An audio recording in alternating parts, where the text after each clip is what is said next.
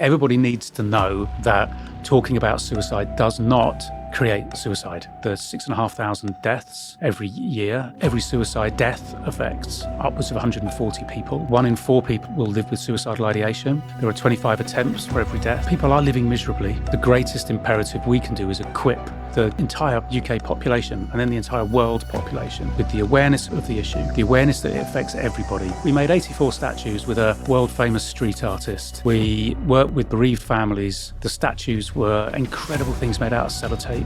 All the families signed and wrote notes on the clothes that were put on them were sealed so nobody can read those notes. We got them on the roof of the ITV Tower on the South Bank. And it was a global thing. It was the biggest ever Google search for the term suicide. We want to help people who have suicidal ideation, people who are at risk of death by suicide, and then people who are bereaved. So actually, I think our mission is to change the culture of how we perceive suicide prevention. So everything we do is with the utmost responsibility and with suicide prevention methodologies baked absolutely into the heart, the centre of what we do. The reason why people get into points of suicidal crisis, a lack of self-worth, a lack of feeling belonging to something else bigger than them, a lack of community. Really importantly is a sense of entrapment, that there's nowhere else to go. This is the awful, sad, perceived truth that people will be better off, that there is no other option. Whilst despair is highly contagious, and we know suicidal despair is massively contagious, we also know that survival through tough times is inspiring. We know that a hope contagion is as achievable. It's so wired as well into our minds that it's embarrassing and shameful, and there's a dirtiness about it that needs to hide in the shadows. So we pull it out and we shine a big light on it. That is the fundamental shift we need to make. We need to have the knowledge ourselves and share that knowledge with others so that they can seek help as well as we can provide. People 16 to 24 is the fastest growing group in history. This is a cohort behaviour that group will take through their entire lives. We have to stop it right now.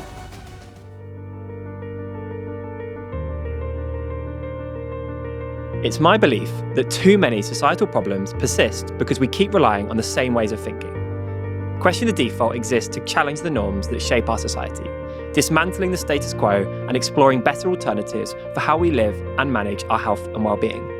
Question the Default is for those who are driven to create a better future. If this mission resonates with you, please consider subscribing, liking, or sharing. Every single small action helps us on our mission. Thank you. Our society is failing at its most basic level to ensure people are living lives free from misery. Those aren't just words, they are a challenge from today's guest, Simon Gunning. As CEO of Calm, the Campaign Against Living Miserably, Simon has been at the forefront of changing how we talk and act on suicide prevention. From the shock of Project 84, which we talk about in today's episode, to calling out government inaction, he's pushed for real change, not polite conversation.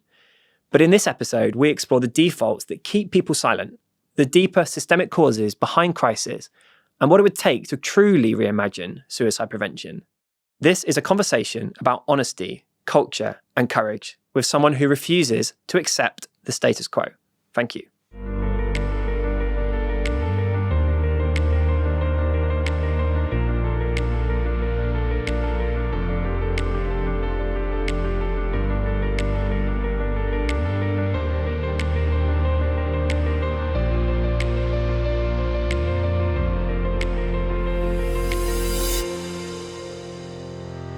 Welcome, Simon Gunning, Thank you, CEO of Calm, the charity that this whole podcast is in support of.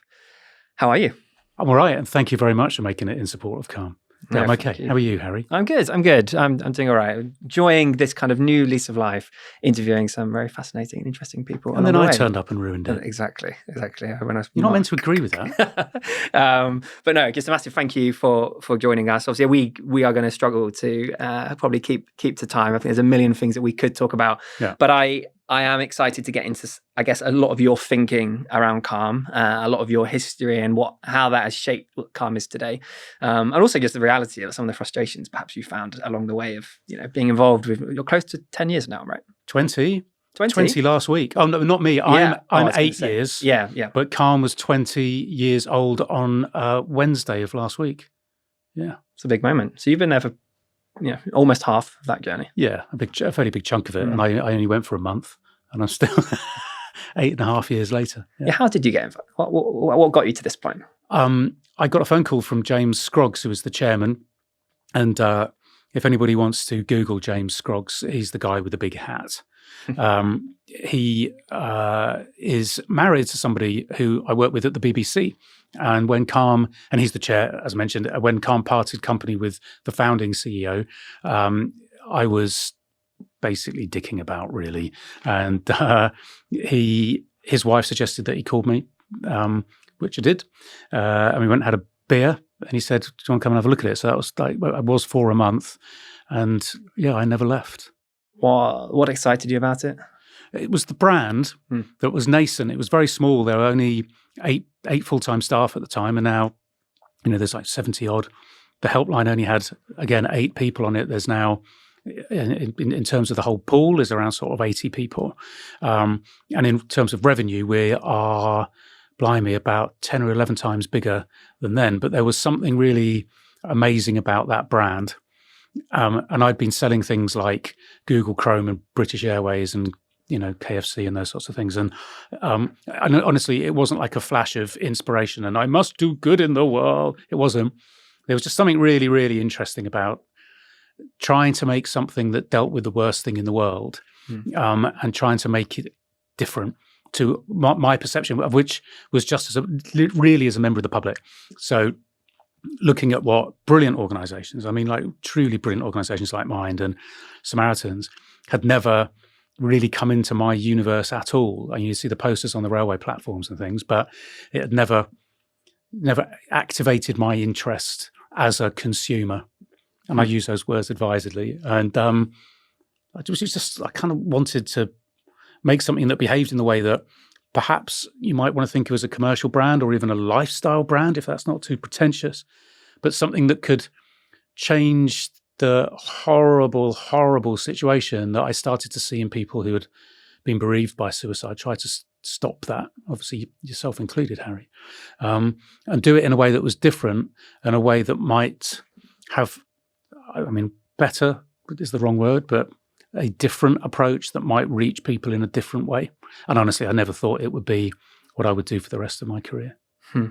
That idea of activating your interest to be involved in space, what do you think that was down to?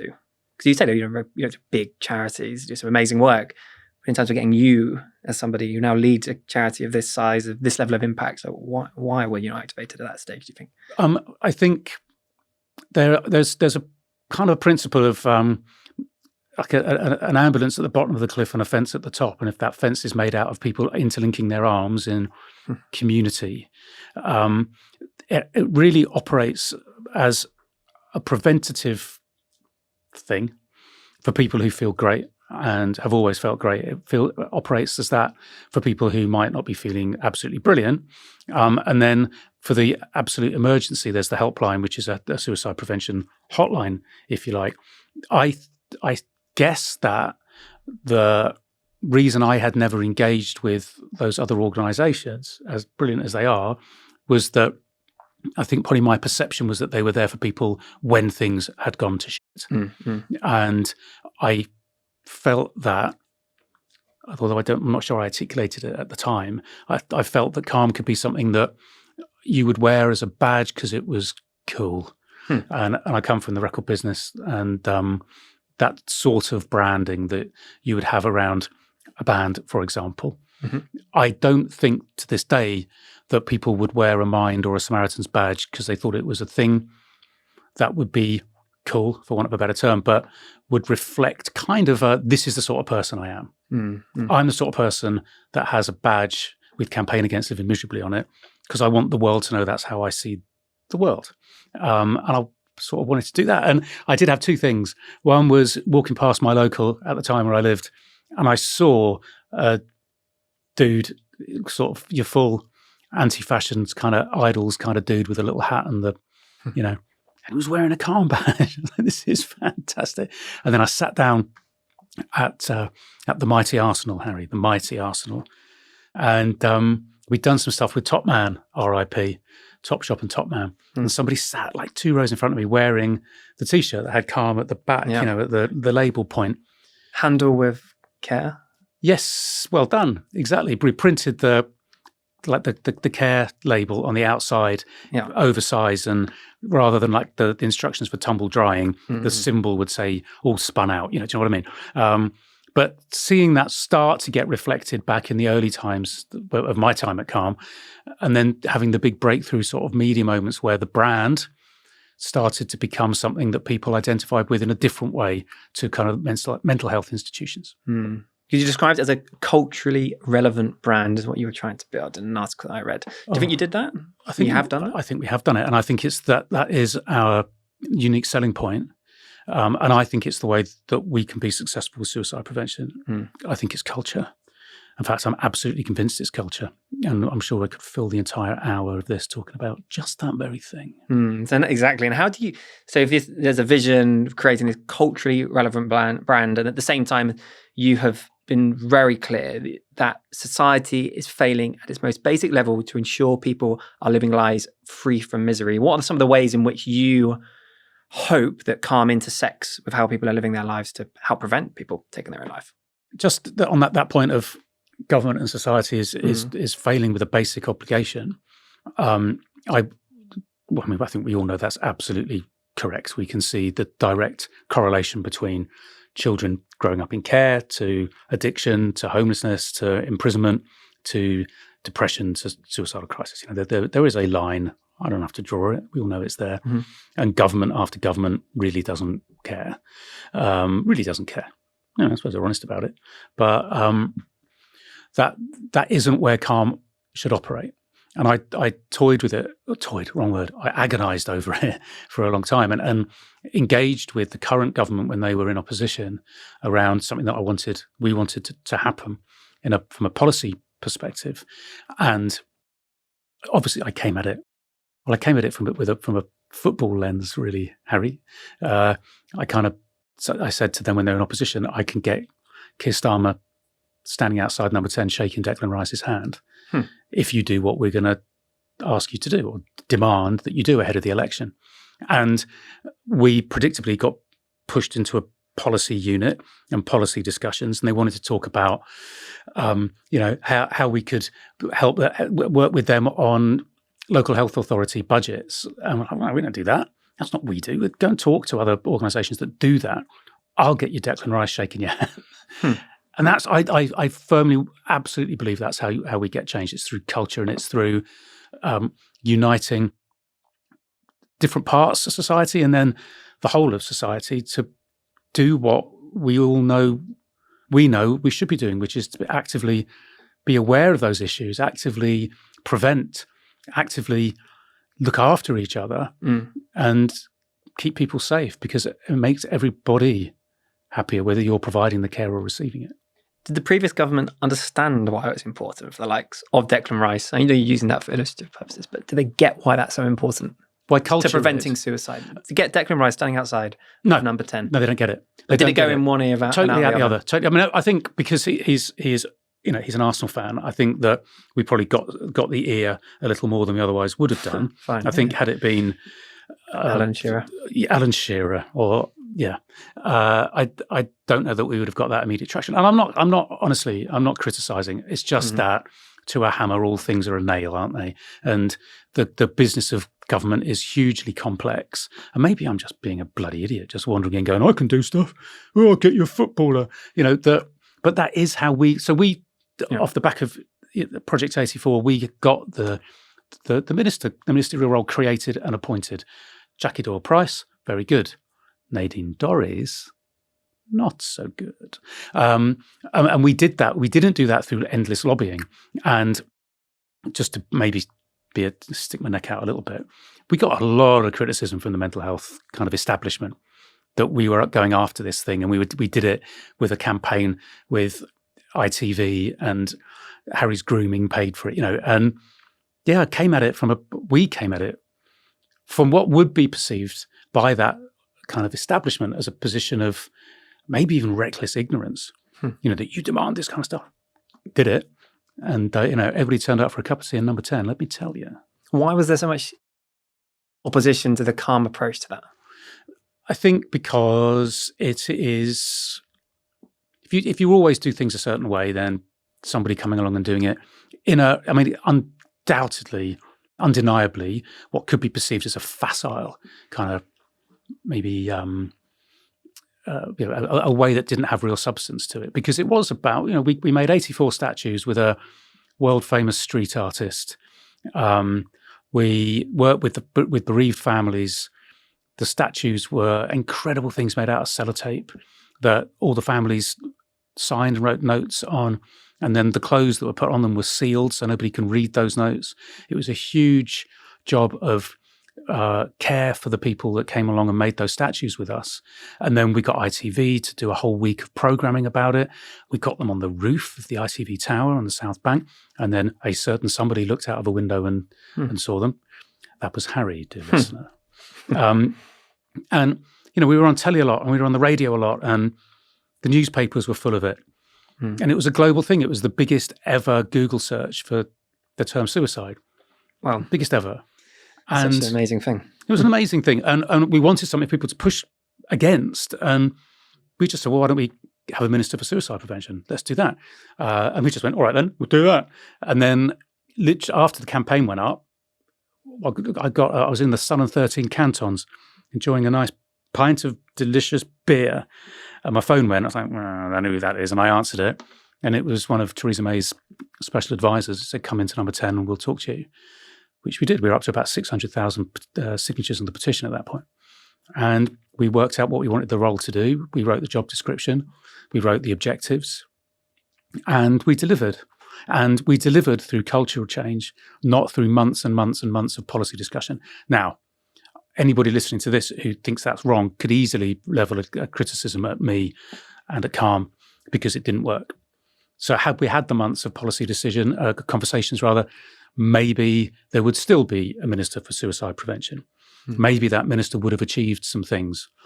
Maybe if I hadn't rather publicly fallen out with Nadine Dorries live on telly, then maybe things would have worked out better. So maybe that wasn't, maybe it didn't follow through in the way that it could have done. I mean, Johnson just scrapped it anyway. But we did it. And if Calm can be that organisation that kicks the doors in, then I think there is an incumbent responsibility on us to work with the other kinds of organisations, maybe to continue that and maybe do a bit more of the kind of traditional detail. This episode is brought to you in support of Calm, the Campaign Against Living Miserably. Calm is a leading UK suicide prevention charity on a mission to help people end their misery, not their lives. We both do things differently. We both know we need to change the conversation around suicide, and that's why together we're both creating space to question the defaults that shape the way we think, feel, and talk about suicide and mental health. We're opening up conversations that remind people, whatever you are facing, you're not alone.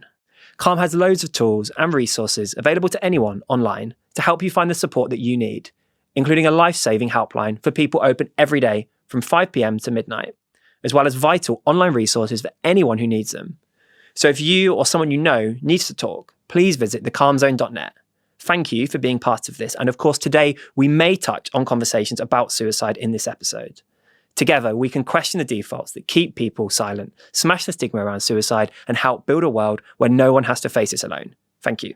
You are, I am assuming, sat around a table somewhere and you're deciding, you know what, the output of this campaign is a minister for suicide. When you said, we'll have a minister for suicide, were there other things that you considered that you wanted to go after? It was always that. Yeah. And today, let's say you have Project 84 2.0, which you do. You have, Miss Birthdays, the last photo, campaign of many others. Would you still have that as the ambition? No. What is it? How does that change, and why has that changed? I think it's toothless. I think that to my sort of surprise, I think that Theresa May was a very decent human being and all of that. She really backed what we were doing and understood the numbers and was across those. But I do believe there was some gesture politics happening with that. It didn't have enough teeth as a role. I also think that we've just learned a lot over the last, in my time, 8.5 years of what Calm can do. And we talk about it in terms of talking to society as well as the sufferer. And the greatest imperative we can do is equip the entire UK population and then the entire world population, not only with the awareness, because awareness without education is pretty much pointless, but with the awareness of the issue, the awareness that it affects everybody, not just other people, not people that you don't understand and seem very different to you. 1 in 4 people in the UK will have suicidal ideation. And we want to help people who have suicidal ideation, people who are at risk of death by suicide, and then people who are bereaved. But then, as I mentioned, right across that continuum. So actually, I think our mission is to change the culture of how we perceive suicide prevention. Of which that more classic, everyday, what we associate to many charities exists alongside this cultural change piece, which you want CALM to be the number one. And I hope it's not arrogant, but we are. Yeah, you know, we are. We operate in so many areas that other organisations either choose not to or can't, like comedy, like music, like sport of all types, like art. And I think also really instructive in that is our tone of voice. We have so many people will come to us and say that the kind of the no bullshit approach opens people's ears to it. And we talk about everything in very human terms rather than clinical terms. It's very important to stress, however, that we have a lot of clinical advisors, some of whom have already or will be your guests on here. So everything we do is with the utmost responsibility and with suicide prevention methodologies, medical and scientific and academic, baked absolutely into the heart, the center of what we do. For example, we're doing a thing called Lifelines at the moment, which is bands, artists licensing us a line of lyric, which is pertinent to what we try to achieve. So we're doing collabs, as the kids would put it. We're putting merch out. We've done one with Blossoms, one with Inhaler. We're just about to release our Fontaines DC one, which makes me very, very happy. What we're doing there is we are infiltrating bits of culture. So when a Fontaines DC fan sees somebody with Fontaines DC X CALM on a T-shirt, which is clearly a Fontaines T-shirt, it's the license, the lyric they've given us is "It's amazing to be young," which really goes into our youth suicide prevention work.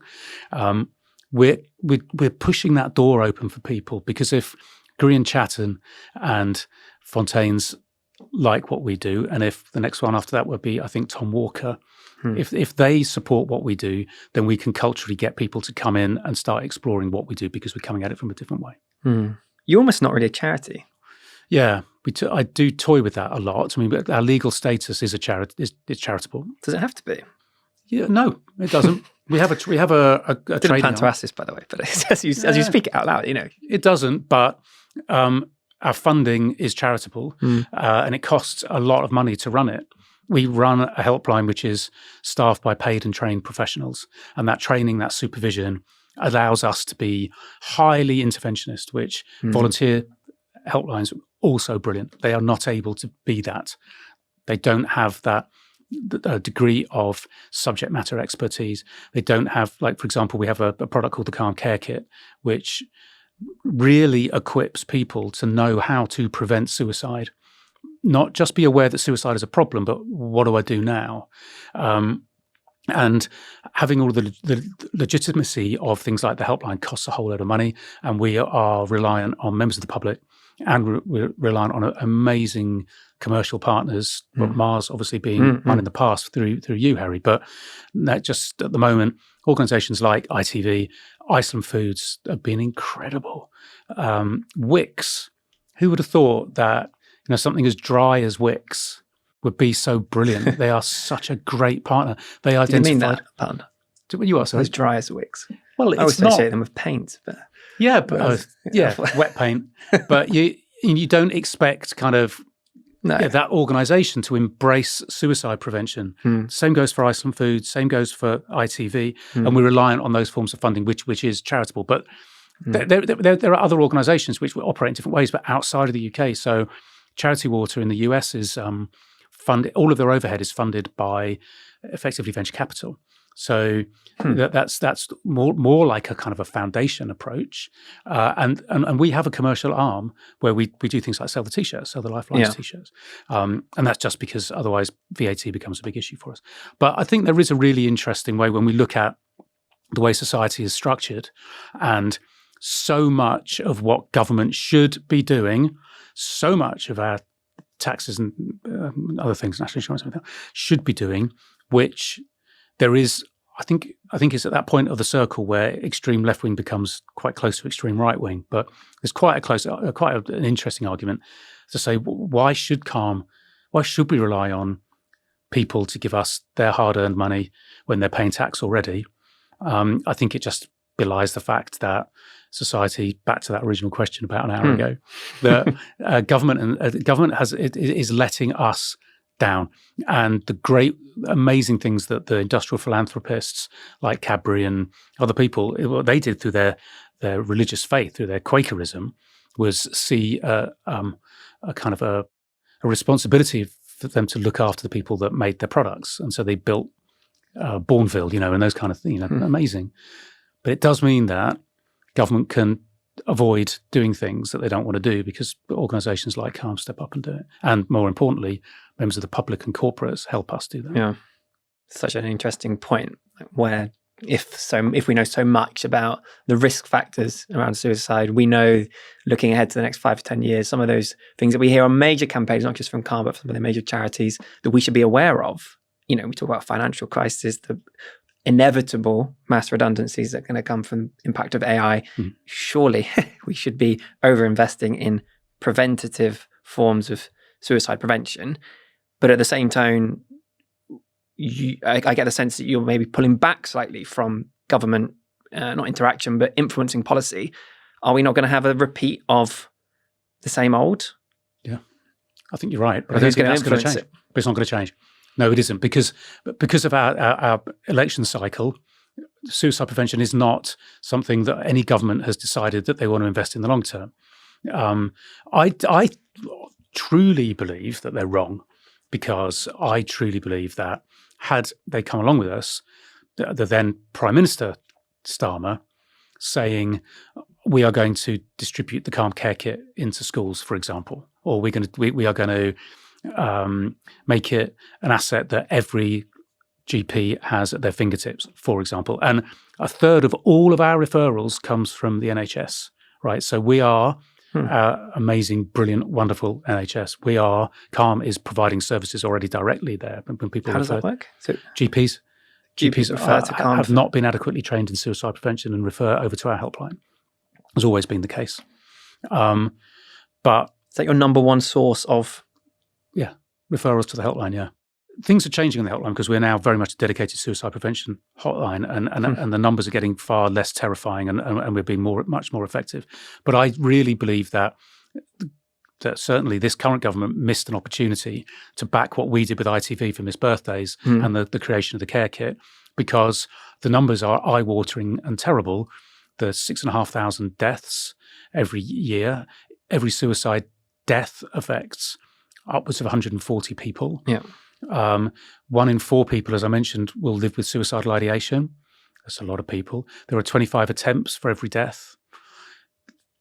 People are living miserably. And there are lots of people directly impacted by suicide and death by suicide who will be very receptive to a government saying, we've had enough of this. This has to stop. The last numbers that were endorsed by Public Health England, I think, are from 2009.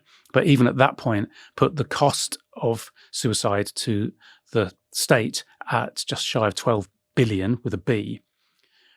These are easy doors to press on, and doors that when you effectively make them open, metaphor, I'll abandon it, you are making society better.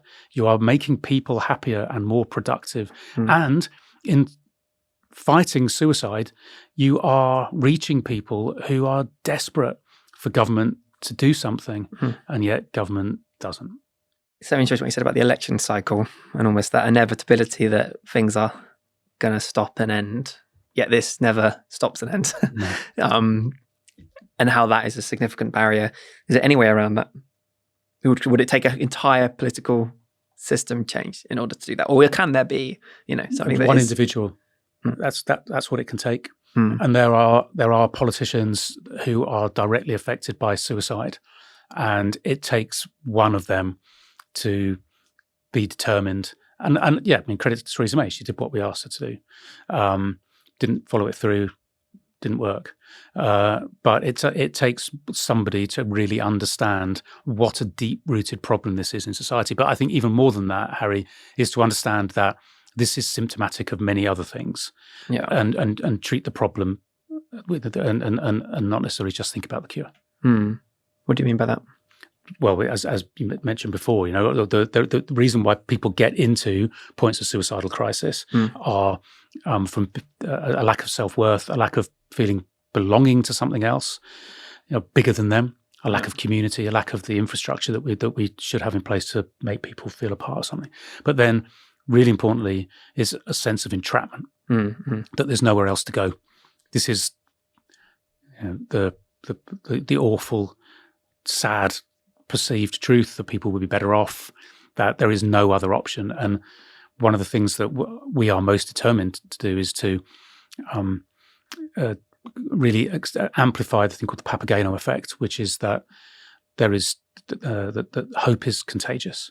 And you tell stories about survival, and you show people who have had a very terrible time but who have come through that, and where life can be better, and where the future isn't solely dictated by the present and the past. These are things that would fundamentally affect how society functions. We did a nice campaign, actually, where we, rather than slinging mud at government, it was in the previous government who decided, let's weaponize people who are struggling with their mental health and paint them to be scroungers and people that are lazy and don't want to go to work and just want, avocados, was kind of the way that people perceived that. And so we went up with we redefined some words, which is actually a hark back to a very old Calm campaign before my time. So we just defined the term scapegoat across all of our socials, because it's so easy just to punch down and to not think about the long-term health and happiness of the UK, but rather about whether you're going to get elected next time or whether you're going to hang on to your salary. And we saw that with Donald Trump. A lot of the never heard of a lot of his campaign work, was focused on hitting medians where people would spend a lot of their time. He went on a lot of podcasts. Yeah. He did. The last bastion of a scoundrel. Yeah, he went everywhere where people wanted to hear that message. Yeah. And regardless of people's views on Donald Trump, is not the purpose. But in terms of a campaign, he did manage to reach people where they were at, which is obviously an important message for Calm. And do you think in the next government, in the next kind of election, that we'll see a change in how the spaces in which politicians are going to have to voice their message? Unquestionably. There's no doubt about it. I mean, there will unquestionably be a shift to populism. But that, unfortunately, kind of doesn't point to nuance, and it doesn't point to really tackling problems. It points to big old dog whistles and playing into people's prejudices. We are talking here with suicide prevention and the need for kind of systemic societal change. We're talking about a very nuanced thing that needs to happen and that needs a long time to be set up and a long time to be delivered. What Calm does in the meantime is we will try to go in with a big old kind of Occam's razor and just go, right, well, the easiest thing to do is to give people a care kit. So how do I talk to my kid if I'm worried? I'm aware of suicide as a problem, but I don't know what to do about it. CARE, now you do. And that's what we do. And we'll very happily collaborate with organisations that would be able to put the nuance onto the politics. This idea of hope is contagious that you shared then. How has that idea come to life in the campaigns that you've led? Yeah, well, we've our most long-standing one is called just says Stay, and that really came from an opportunity that the outdoor advertising organisation JCDecaux gave to us, and just said, "Do you want to have?" I think the technical media term is an absolute ton of outdoor advertising of out of home. So they give us huge amounts. We don't pay a penny. It's important to stress we've never paid a penny for any media. With one small exception, but it's all pro bono. All of our agency work, all of our media work is all pro bono, and that campaign Stay continues to run. That just says, let's give tomorrow a chance. Things can get better, things can change. The delivery of the Papageno effect, which is that principle that whilst despair is highly contagious, and we know suicidal despair is massively contagious, we also know that survival through tough times is inspiring. Just as we have to be very, very careful when we report on suicidal death about, for example, the person that died. If somebody sees that person died by suicide and identifies with that person, and ITV had a whole, a raft of problems around Love Island, because the people that died were highly identifiable, and people kind of wanted to be like those people, and that creates this suicidality as an option. So we have to be very careful that we don't provide or create the conditions for a despair contagion, especially because we know that a hope contagion is as achievable. So there are some lovely examples about when we can show somebody surviving and people will recognize themselves in that person, and that opens up that option for survival, just as the awful opposite does the same. You mentioned about it's almost like ruffling of feathers when you did the Project 84 campaign. Yeah. People up and arms. Obviously, you saw huge amounts of success on that campaign and how you define success. Yeah. How from additional campaigns then, where perhaps people may have the view that talking about suicide directly, bringing it into a forum can actually be triggering. What would you say? Yeah, well, it is one of the major challenges that we have. Everybody needs to know that talking about suicide does not create suicide. That you have to be a long way across that continuum from happiness to despair for suicide to be an option. And asking somebody if they are having suicidal thoughts will not put that into somebody's mind in such a high percentage of cases that we feel comfortable to deal with that as a truism. And that is not because, my marketing department thinks so. It's because great clinical advisors tell us so. And that is a major cultural shift that we need to make, which is to which is to embrace suicide prevention as a positive thing for everyone, because people don't want to say the word. I don't want to say the word. You, for other reasons, Harry, you don't want to say the word, because it's so wired as well into our minds that it's embarrassing and shameful and other people, and there's a dirtiness about it that needs to hide in the shadows, and we pull it out and we shine a big light on it. And that is the fundamental shift we need to make, which is that people need to, yes, understand the horrible numbers, need to understand that people 16 to 24 is the fastest growing group in history, and that this is a cohort behavior that group will take through their entire lives. We have to stop it right now. And when we're saying stop it right now because it's other people, it's hard to motivate. When we say stop it right now because this is you, this is your friends, your family, your kids, your colleagues, then that's really motivating, because once a bit of a kind of a deck that I tend to I've pedaled for the last 8 years. The first section is known as the HSNs, which I'll always put in front of people that I haven't met before, and everybody at Calm has the same deck, and that's the HSNs is the holy numbers, because when we go through that blast radius that I went through a while ago, people invariably go, holy shit, what can I do? How can I help? And making that change in the UK that Calm wants to make, which is that we embrace suicide prevention. We don't, I think destigmatizing suicide is a different kind of mission. Destigmatizing suicide prevention to a point where we are active as individuals. We also understand that as a pack, as a species which has developed language to be really effective, to, Dave guards the front of the cave with the pointy stick and the rest of us go off and catch the wildebeest. That's what it's like where I live. This form of cooperation is hardwired into us, just as not wanting to talk about suicide has become short-term culturally hardwired. Yeah, this cooperation is at a genetic, biological level.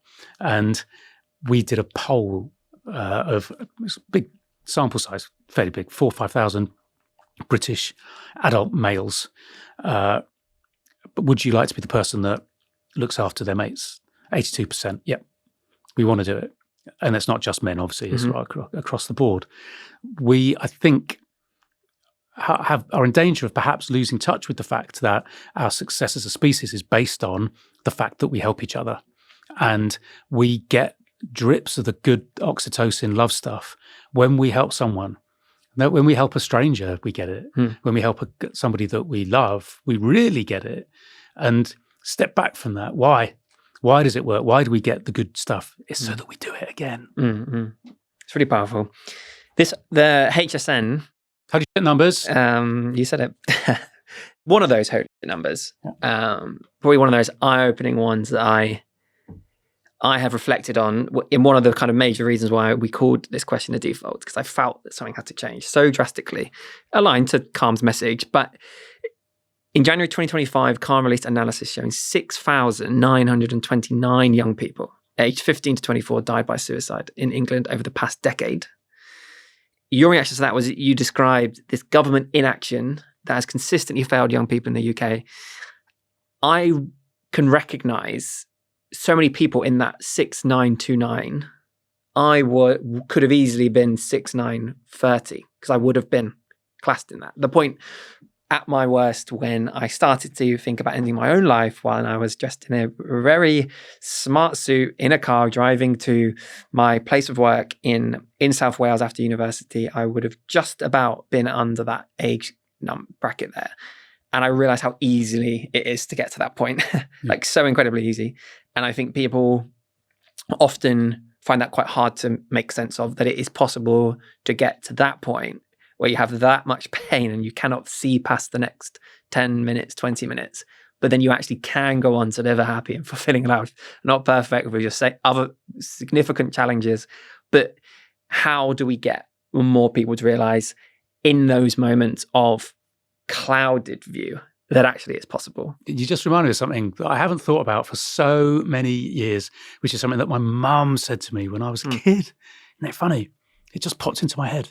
So, yeah, like the only time I've been directly affected by suicide was a kid I was at secondary school with, took his own life.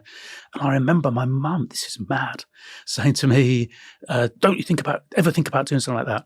Because whatever problem you think you've got now, you'll just have different problems in the future.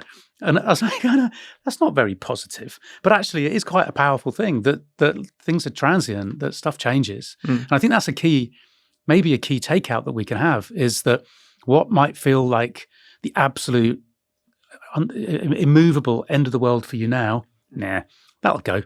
Something else will come along and will probably feel really shit, but that'll go. And then there are, of course, very, very pointed examples where that maybe isn't the case. Maybe you're in so much debt, and debt is a huge driver towards despair and entrapment. Maybe you are going to lose your house. Maybe you are going to become homeless. Maybe you're never going to see your kids again. Maybe these things are going to happen. And that's our job at that point, to really be interventionist and to really explore through our helpline, but through all of the materials that we create for our website, our partnerships, everything else, to really explore where less obvious options can be. Because for some people, we do get to a point where our brain tells us that this is the sensible, responsible thing to do, as in suicide. It's our job to point out that actually a productive, continued life is better. Yeah, it's that idea that we talk about debt, gambling, relationship breakdowns, other forms of addiction, and how this time-limited nature of suicide, I think often some people don't quite realize. And I have used the skills to intervene, very similar to the Calm Care Kit model. I have directly and clearly asked people about their thoughts of suicide. And you kind of have this like rock that sits in your mouth, like you physically can't say, even though I know I should be very good at doing it. Like I encourage a lot of people to do it, help teach and educate people to talk about it. But even at that point, it is so difficult to do. But every time I have done, it has opened up incredibly fulfilling, meaningful, and life-saving conversations in some instances when doing that. what other mediums would you hope that type of message, like the Calm Care Kit or conversational skills, where do we need to reach people? So you talked about the EastEnders recently, for instance. Yeah, we did Powerful. EastEnders. Yeah, that was really Whereabouts? good. We did Coronation Street a few years ago as well, and demonstrating those behaviours in big mass media is really powerful. I mean, most people of a certain age will remember Vinnie Jones and Staying Alive, and just there's FAST, the stroke prevention thing as well. So that's why the care kit, I think, is powerful, because it fits into gaps really, really, really well. But it's a long-term challenge. I think what you're talking about there, with your ability, on the face of it, you have all the skills, you have certainly all the lived experience. You know that raising this subject and actively reaching out to somebody and helping them is what you want to do. You are a calm vessel. You're carrying all this stuff. What stops you doing it? Or what puts that? I like that phrase, the stone in your mouth. Yeah. Is your fear, if I may be so bold, your concern, fear, awkwardness at what the person's reaction is going to be. So what we have to do is create such a mass understanding and acceptance of suicide prevention that you no longer are trepidatious about how that person is going to receive your message of help. There's one example that I absolutely love, and now I'm sort of at a point in my life where I'll pretty much cry at anything, really. Chewing gum adverts, nice music, children having a nice time. But it almost gets me to a point of that when there was a film that we made, which is just a calm brand film. It's on our YouTube channel. And in one of the bits is about four different stories. And one of them is a guy who's worried about his girlfriend. And the acting is beautiful. And he just very, very nervously says, I've got to ask you a really difficult question. And she's a fantastic actress, and she's looking terrified. And he says, I've got to ask you, having any suicidal thoughts? And it, just as a demonstration, the way that an actress, does that she just crumbles and just says yes, and they put their arms around each other. I'm almost going now, just even talking about it. That what we're talking about, we're love. We're talking about love. We're talking about all of the good stuff that makes our brains happy, and demonstrating that relentlessly again and again and again. And the last photo was really focused at the principle that don't look out for warning signs, because you said timing. Yeah, somebody can be fine on a Friday and they can be dead on a Saturday. And it's quick. It comes at you quick. So we need to avoid words like be vigilant, avoid words like be on guard, but really think about the fact that we need to have the knowledge ourselves and share that knowledge with others so that they can seek help as well as we can provide it. Yeah, there's so much tied up within this. This idea of breaking the ice by asking that question and what can happen at that point. And I've often heard it described as almost like a bubble existing around somebody's head when they're thinking of suicide. And what asking a question does is it kind of bursts that bubble just for a moment, that some light can get in, which I really liked. And the more light that comes in time, you can start to see the future. And I'm not encouraging everyone to do this, but I got a very simple tattoo, which no one knows the meaning behind it, on my arm. And the idea behind it is that it always sits here on times that I remember certain points in my life on how difficult that was, but also how it's not happening now and that I'm now past it, but it could happen again, but I will get through it. Yeah. And for me, when I look back at my darkest, lowest point where I thought of suicide and often reflect on my dad's life, is none of that was about wanting to die. Never was it about wanting to die. It was always about, I don't know the way through and I have nobody here to help me get through, and I can't admit it to anybody. And I remember when I was very luckily exposed to the Project 84 campaign, which you and the team initiated and then placed onto the ITV Tower building back in 2018. And I was only a month into a new role, and suddenly that was completely and utterly placed in my eye line at a time when my gambling was all over the place, my spending was all over the place. You literally looked out the window and saw it, didn't you? Right out of my eye line in the WeWork office on the South Bank. It was pretty much kind of by nature, I think, from what I heard you say after in talks when you didn't really know me that well, like what it was meant to do. It was meant to stop people in their tracks. And when you saw it, being in the state that you were in, I don't mean that pejoratively in any way, what did those statues mean to you when you saw them? Why did they pique your interest? So I had just moved to London at that point. I had started the role less than a month before I witnessed it. So I had this classic running attitude when I was young. Things got too much, pack up and run, hide, keep lying. The more I was struggling, the more I lied. It was like I felt that other people were seeing the cracks. So actually at that point, I had this like fake sense of actual joy in that I was in London. No one knew me. Yeah. The job that I just left, the cracks were very, very visible. Right. Okay. And I wasn't, turning up into work. Yeah. So when I landed in this new job, it actually had this new lease of life. But the reality of the everyday, how I was living my life was not positive for my mental health. And I was still burying the same thoughts that I had. No one still knew that my dad even took his own life.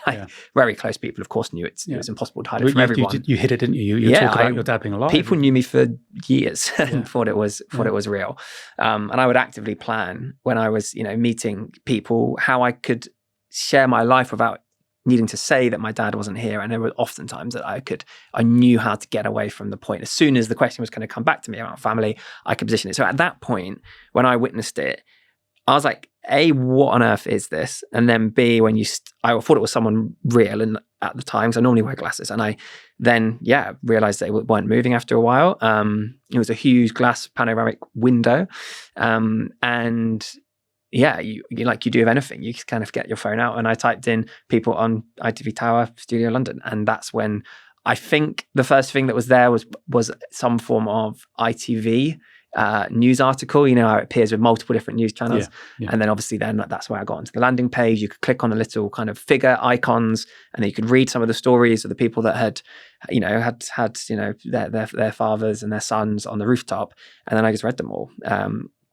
And that day, I then went about my job. No one really knew that much. Yeah, exactly. I was just thinking about it all, like as if this has happened. And I went onto the Calm website in a bit more detail, looked at the resources and the support and the helpline. But the big thing that I did, the two big things. One, I started doing calculations to the number of people that this actually impacts, that's most likely to have a son or be a partner. Just in a year. Then I started multiplying that for the number of years I lost my dad. And I realized actually this is a large number of people. Yeah. And then I realized it was just men. And then you keep going, you start to realize very, very quickly, just in the calculation, that this was a big issue that I had never seen anybody talk about at that point, let alone do it in the central London where I was escaping and running from. No one knew me here. Yeah. The second big thing I did was then I searched calm events. I think I probably typed in something close to that, or other things where I could just hear people talk about mental health. And the one that I went to, you talked, and so did Leon Mackenzie. Oh, right. At it was Mortimer House, somewhere kind of around kind of Oxford Circus area. Yeah. There was this kind of in its top building of this very fancy bar, and you explained very positively about the impact that Calm had, and I was like, this is incredible. And listened to a professional football player that I had watched in my life talk about his fight to keep himself alive and his mental health struggles. Yeah. I was like, this is actually fine. I can be both things. I could be very, very honest about my mental health, but also do that. And don't ever pick a fight with Leon, by the way. Professional footballer turned professional boxer, turned professional handbreaker. When you shake his hand, say, Leon, go gently, please. But that then made it was like almost like a ripple effect that happened to me. And I went to find business leaders who then could talk about mental health and business, and it kept them going. So the things that I was interested in, combined them, and then slowly but surely, year on year, I gained a bit more confidence to actually understand why I thought the way I did, why I buried it, and then that was through forms of professional support and just being more honest. So, it opened up. But the bit that got me was how many people back in Cornwall wouldn't see what I saw, because I was lucky enough to keep hold of, to get to university, to get the job, and able to apply for jobs in London and get those, and then witness it. That was the heart of it, because I was witnessing people who I knew take their own life, or have loved ones that take their own life. And I would go back to local pubs back in Cornwall, and people would say, what is this Calm thing? Because I was, every day would be posting something about what you were doing as a charity. What is this Calm thing? And people would, as I was going out with my friends, come and ask me. And I loved it. It got me such a buzz. And that's what kept me on the straight and narrow, I think, is that people wanted to learn about it. But you did exactly what all this stuff that I've waffled on about this afternoon. You did exactly what we want to do. So you are Calm. You are. It's not the 70 people in the office or the 100 people on the helpline. It's not the corporate partners, and it's not me. It's you. That you pick that, and you are the vessel, and you then distribute that And that's where we need to get these kind of the number of nodes, individual nodes we have to society. I mean, we've all said it before, we need more Harry Corrins. I mean, I say it every day, I've got it tattooed. But you are a popular movement in yourself. And that's what I would really encourage and hope that your listeners embrace, is that it's cliched, you are the change. You are. It's not the law. It's certainly not government funding. You are the change. That is very kind. I always pin back to that moment on how many positive things, my whole entire life changed at that point. It's like it's zero exaggeration whatsoever. Everything then went on to the next thing. And you realize you could do it and tell people. And then it kept on going and kept on going. It does make me feel actually a little bit sort of emotional about Project 84 again. It was such a huge thing when we did it. It was, I think, probably one of the most stressful weeks of my life, because whilst we'd had lots of academics and clinicians telling us people are not going to jump off tall buildings because they already know tall buildings are there. This is not a problem. I was utterly terrified that something awful would happen. But then seeing, as I mentioned, the biggest ever Google search, this is having an effect. And then the minister, and then meeting you, and then, meeting hundreds of other people since we did that in 2018 who have said it was like a door opening or like a fork in the road. Not necessarily for their own mental health, but just for understanding what the problem is, and then hopefully seeking out ways to become a part of that movement against it. And what it did was it gave me I described it as a club that you don't want to be in, but when you're in it, it actually feels 100 times better. Yeah. And what I liked about that is I met other people who sadly lost people like sons and daughters, but in much shorter timeframes than me. And I have this like incredibly strange sometimes moment that I realized that I've lived more of my life without my dad, but I realized that is the most valuable thing that I have in terms of knowledge bases for people who lose people last year and the next year. And because it does get better with time, you still have the agonizing pain and you still have the feelings of Christmas is tough, birthdays are tough, but when you realize other people are at that same second waking up on Christmas Day, not feeling like having that injustice that sits within you. My problem is that I then find it hard to settle on those days because I start thinking about it on the days when I should be relaxing, because I realize that I don't want the next generation to have that same feeling. And you've got your kids, haven't you now? Yeah. And that's a very different, it does mad things to your brain. Bank balance. And your bank balance and your sleep patterns. Right.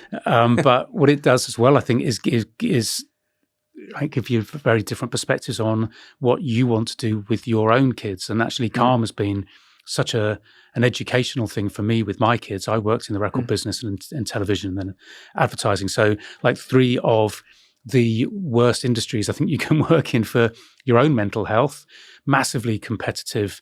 You're judged on the next thing that you do, and your whole career, whatever you've done in the past, that can go in an instant. There are, of course, many more stressful careers, and anybody that's driving a lorry full of petrol, or a tanker full of petrol, that's very stressful. I'm not to say poor me in any way, but I was certainly a product of those kind of media industries where when I went to Calm, I knew next to nothing about any of this stuff.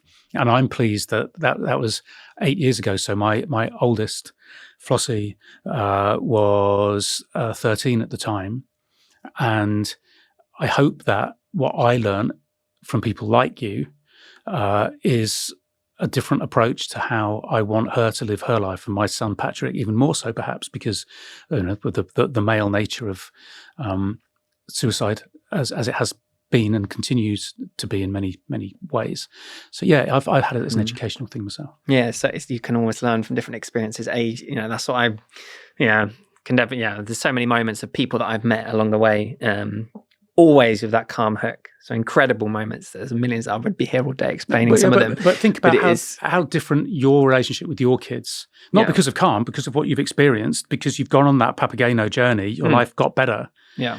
Think of what your kids' experience of having you as their dad and your experience of having your dad as he looks at us from behind you, as you having your dad. It's so different. And I think about the experience with my dad, who had none of this whole. I mean, he died before any of this would have been anything that would ever appear in popular media. Mental health wasn't a thing when my dad died. He died 30 years ago. And he didn't have the skills or the permission to be able to do the beautiful things that you'll do with your kids when you're rolling around on the floor with them, and I'm sure you already tell them that you love them every day. I know that I do with mine, and that's great for me. What a brilliant thing that I've got, that I can say that to my kids, and there's no embarrassment. It's like the opposite. It's the good stuff. It's not the bad stuff. And the best example I can think of is one that just happened. So in those years, losing my dad till seeing Project 84, I barely cried. If I did cry, it was when I heavily under the influence of alcohol, probably. And then I suddenly let it out to a very, very small number of people. Because I felt like I needed to be the person looking after the house, looking after my mum, looking after people around me. But if I think back to last Thursday, somebody asked me about kind of what photos I have from kind of my younger years, like when I was involved in the last photo campaign, which you might be able to see behind me. It was very hard to find the photo of my dad. So we had to dig really deep to find a photo. But then what I found on Thursday when somebody asked me was the therapy that I received after losing my dad. And by therapy, I was asked to fill out these colourful books. And I literally buried this for like 18 years until last Thursday when I looked at these. And I had half a second and I just bawled out crying. It just came out, and I was okay with crying. That was the bit. And these were like images of like, how do you love your dad? What did you do with your dad? How did the event make you feel? And these are just like writing. You'll get me going. You're on the edge. I'm going to go. And I've obviously stored all this. But the point that I cried, and I was okay to cry in front of people that I work with, people that there's that different relationship dynamic. Is that I don't care because it is very normal. But I would have done. But other things that interest me, crying is a valid human response to a situation. It's like, I laugh like an idiot most of the day, and laughing is very much deemed to be acceptable, but the opposite is not. That's so true. So we have some recurring questions that we ask every single guest on this podcast. So you can choose to answer these in long form, short form, or say not for me. All right. Okay. So what's one societal default you'd erase or completely get rid of if you could? The default that suicide is something we need to avoid. It's the opposite. And who would benefit if that was in place? Everybody. And when I say suicide, I mean suicide prevention. Everybody will benefit. Everybody will find themselves a happier, more active part of their close group, and people that find themselves in a position of isolation, desperation, entrapment, and despair will be helped by all of us as a group of people that share common humanity. That's a very powerful statement. Just made it up. Thanks very much. Might have it as a t-shirt. I like that. Yeah, we should do. Stick that on the wall. What's a belief you used to hold about mental health, success, masculinity, or suicide that you since let go of? Success and masculinity. Yeah. The right car, the right house, the right watch, the right next job. I spent so many years bouncing from job to job, I think because of the good brain juices that I got from somebody wanting me. So I would stay doing a brilliant job. I was a senior vice president at EMI Music, just doing what I loved, working with bands, with artists for a fantastic organization. And I jumped because somebody wanted me to do something else, And I think that need for acceptance and validation, I don't, it's all right. Is that a new thing? Yeah. Yeah. It's Calm that did it. I still want validation. I still love the fact that Calm, as a suicide prevention charity, was the most awarded brand in the world year before last. So that's not the most awarded charity. We beat Apple. We beat Nike. We beat, you name it, every single brand in the world. We beat them. We were the number one awarded brand. We won the Grand Prix thing in Cannes called the Festival of Creativity, which is the advertising. We won absolutely everything.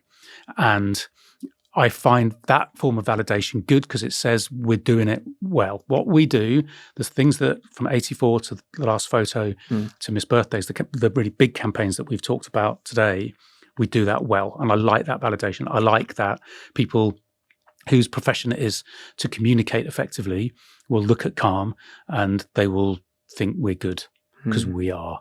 I like that validation. I don't need it, but I like it. Gets you up and yeah, but reminds you. Actually, the validation, of course, much more importantly, is the incredible reach that we've achieved with those that have brought people into our movement. The fact that from Miss Birthdays, we're at 200,000 users of the care kit.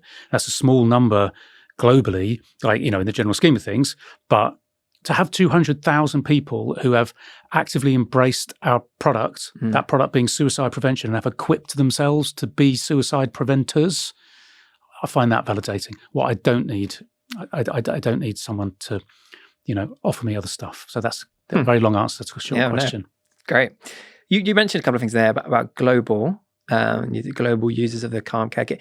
Calm could be a global, but no reason why not. Yeah. Well, it is. Is that in your plans? Well, it has been, and then life gets in the way of. It's very challenging running a charity in 2025. It's very, very hard getting people to give us money when they're worried about their own bank balances, and when there's such competition for money from either good causes or, you know, rampant consumerism. It's very, very, very hard. But there's nothing stopping Calm being a global thing other than our helpline is UK only. So we'd have to find a way to operate without a helpline. But I still think that we know clearly the massive, vast majority of people that use Calm and like it and support it don't use our helpline. They come to it. They use our digital products. They are, you know, they go to events that we put on. They buy our Fontaine's DC T-shirt. Don't need the helpline for us to be effective. And once we can perfect that in the UK, the fact that we have a completely consumable, limitless shelf of digital media, we can help everybody in the world at the same time. And the world's going to need it in the years ahead. Yeah, it is. I mean, I sort of shy away or try to think less now about sort of fatalism. When I was 16, 24, 30, 34, you know, there was always a terrible thing coming. Okay. Always. And there always has been. And the next terrible thing will come along or not. What is it? I mean, mind you, the sheer number of terrible things in the world right now perhaps is a little mind-boggling.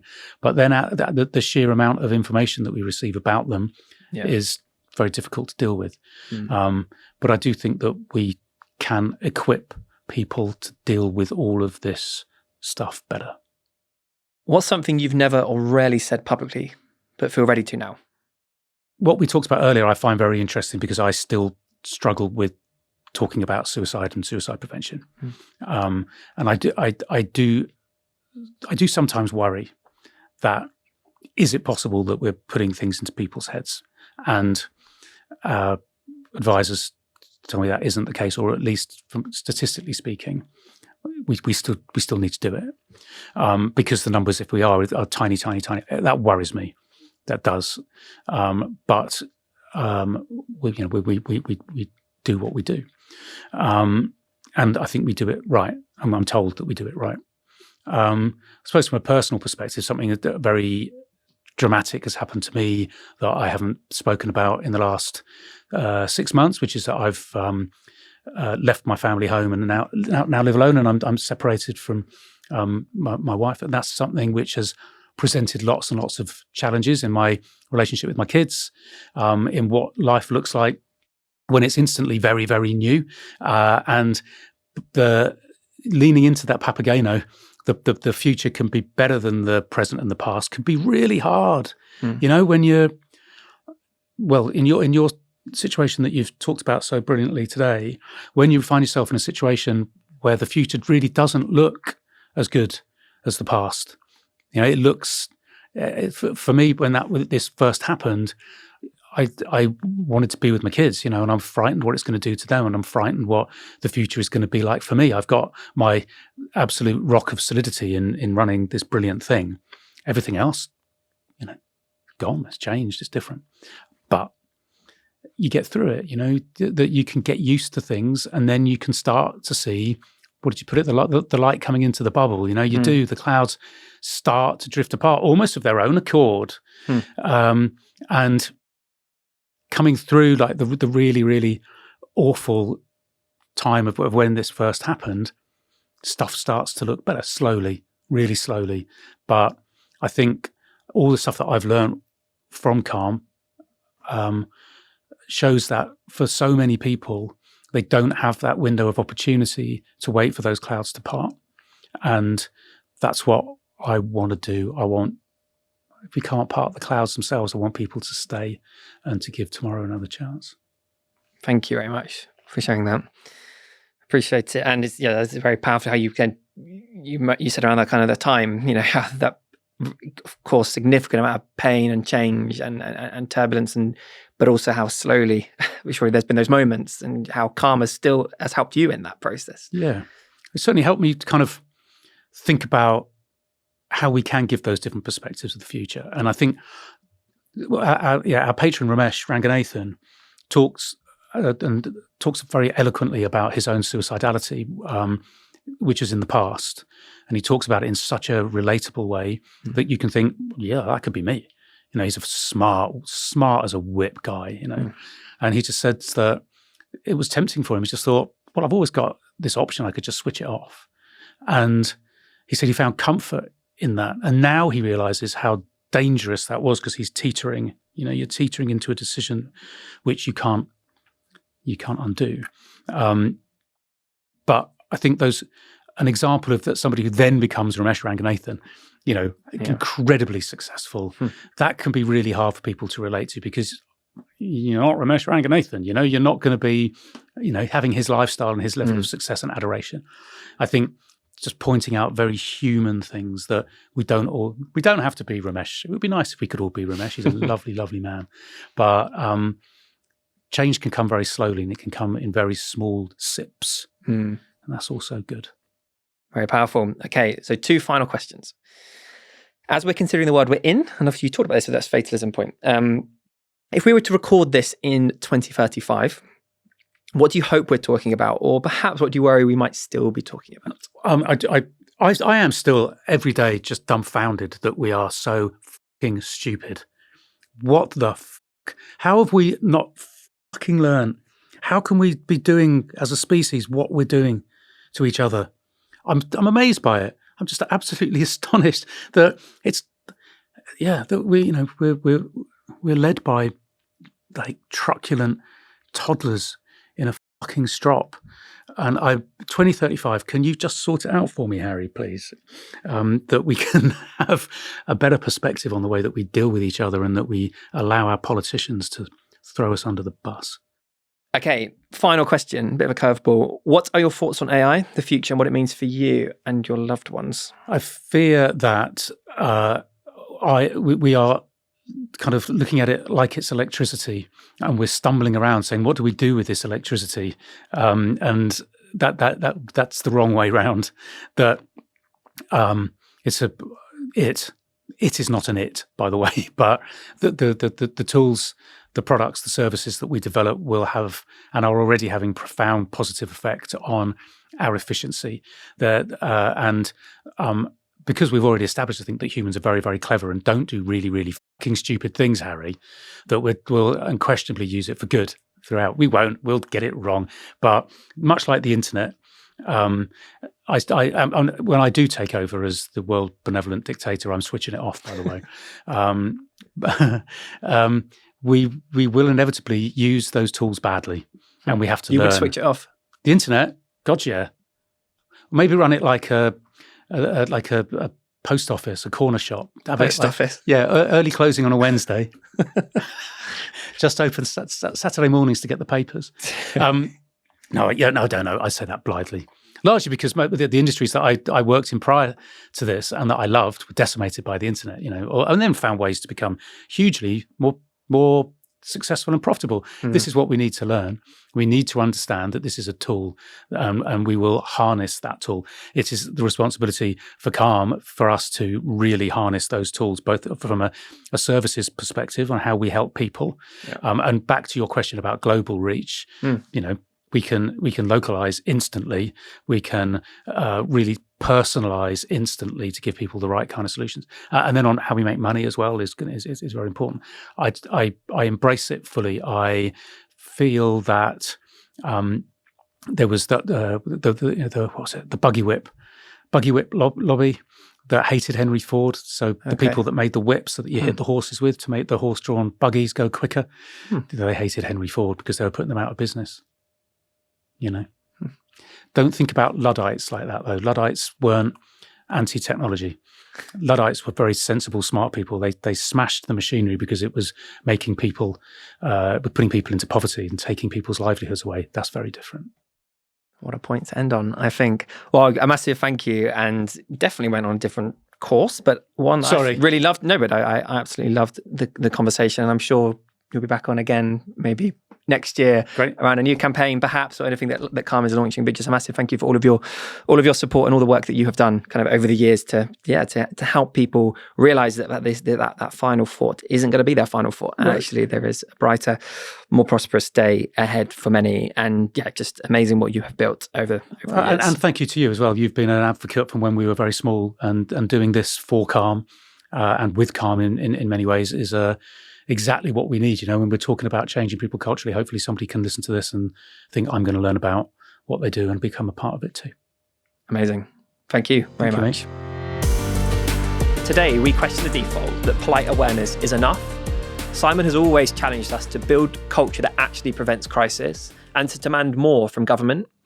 I think Simon is someone I've known for about 7 or 8 years now, and he's always been very honest and in how he leads the charity, but also how he speaks about mental health and suicide.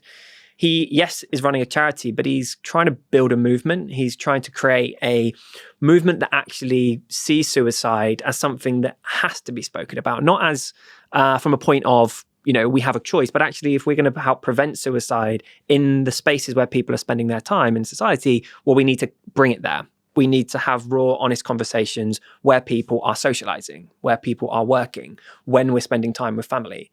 If we don't have the vocabulary to talk about suicide where we're spending the most time, we kind of are missing a huge, huge opportunity, because we know that many people will show the signs of suicide. So if we don't have that ability to talk and have a language around suicide that's accessible for people, then we're going to struggle. And for me, Simon has been leading that. I think the charity has been leading that. But at the same time, I think he's been unapologetic in his style. He is somebody that knows how to build a brand. He is, is from the marketing and advertising world. And you see that in how the charity is set up. But what he's never taken away is the core credibility that the charity offers, which is its helpline service. I have signposted many people to the Calm helpline service over the years. I wonder what would happen if it wasn't there sometimes. It is open 5 o'clock till midnight every single day. It is a lifeline for so many people. If you are worried about anyone in your network, your friends, your family, anyone that you work with, it's an amazing resource. The fact that you can call up the Calm helpline, available 5 p.m. till midnight every single day of the week. And Simon has kept that front and center at the charity, and it has grown year on year. I kind of sometimes in moments of reflection, think about how much the charity space does to keep people alive. And I, on the one hand, think it's incredible, but at the same time wonder, should it be with the charities to do this? I think that part of calling the podcast what it is, Question the Default, is to actually question the default of where support is coming from. I think as a society, if we know that we are facing into a period of systemic change, like many people have predicted that the period of uncertainty that's coming up in our society doesn't have an endpoint, and we're constantly going to be in a period of turbulence and change. We're seeing undoubtedly the impact of AI on people's lives and the never-ending financial crisis that we're in. So if we know this, and we know that this could be significant when it comes to preventing suicide and rising suicide rates, then why is the approach in helping to keep people more alive not different? And I think together, these groups in society need to rethink how we can all play a role in keeping people alive when we know that this period of turbulence is coming. And we've seen that through financial crises in the past. These are risk factors for people's lives. And we need to build communities. We need to have more people fluent in how to talk about this topic if we're going to keep more people alive. And I think Simon and the charity do that. They do that through their campaigns, and they do that through their comms on the topic.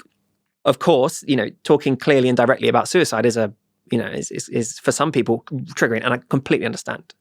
But without talking about the elephant in the room, we're going to be unable to actually spot suicide when it's in our everyday eye line. And it's almost like we need a panoramic view on how we're living if we're going to be able to spot suicide in these everyday occurrences that show up in society. And I think Calm is the brand that does that.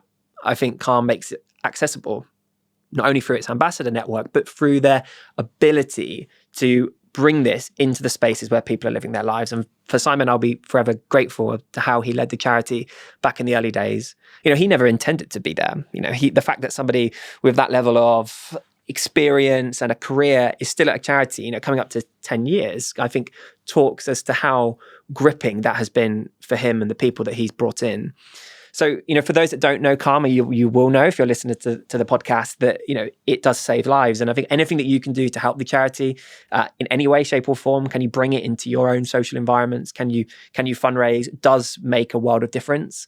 An amazing group of people, an amazing group of followers as well, which I've been very lucky enough to spend time with. So to Simon and the team, just a massive thank you. And for those that do want to get involved in Calm, head to thecalmzone.net. Connect with me. I'll be happy to share the ways in which I've supported the charity over the years, and just an amazing movement to keep more people alive. And thank you, and see you again soon.